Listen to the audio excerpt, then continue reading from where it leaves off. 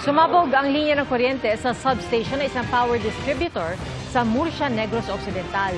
Dahil po yan sa malakas na hangin dala ng isang buhawi. Tinangay din ang hangin ang mabubong ng ilang residente.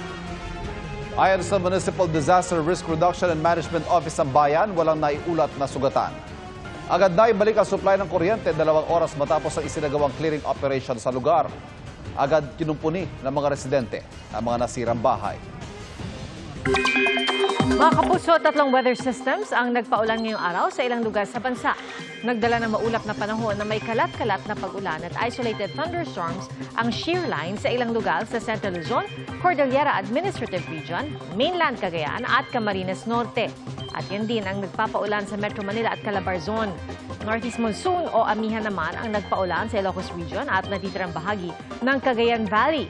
Habang easterlies ang nagpapaulan sa Palawan at natitirang bahagi ng bansa. Sa rainfall forecast ng Metro Weather, posibleng makaranas ng light to intense rains bukas ang malaking bahagi ng Cagayan Valley, Aurora, Quezon at Zambales. Light to heavy rains naman ang posibleng maranasan sa Aklan, Negros Occidental, Zamboanga del Norte, Lanao del Norte, Lanao del Sur, Davao del Sur at ilang lugar sa Soc-Sargent. Posible ring ulanin bukas ang Metro Manila. Samantala, patuloy naman ang nararamdamang init sa ilang lugar sa bansa.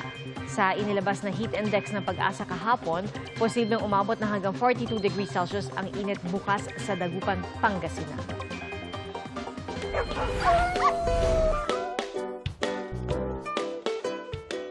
Hindi dog show ang versatility ng isang aspin na naging katuwang ng mga security guard sa pagpapatrolya sa isang village sa Las Piñas. Kilalanin si Tagpi sa Usapang Pets ni Darlene Kai.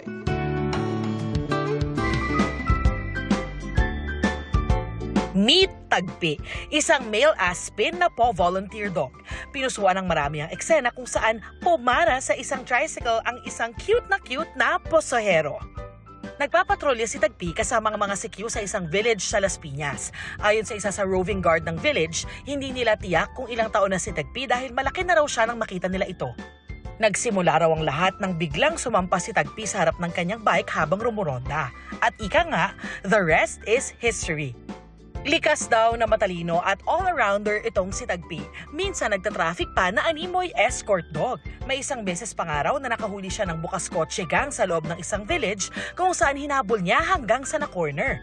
At lahat daw ng ito, self-taught lang. Nakaka-proud naman. Ingat lang daw dahil hindi basta-basta nakikipag-friend si Tagpi lalo na pag first time nyo lang na-meet. On guard lang daw siya at di naman defensive. Pero kapag nakapalagayan mo na ng loob, walang kahirap-hirap kasama. And when it's time to eat, si Tagpi nakaupo lang sa isang tabi. Behave yan? Si Tagpi, isang roving walking testimony ng kanilang pagiging man's best friend. Para sa GMA Integrated News, Darlene Kai, Nakatutok, 24 Oras.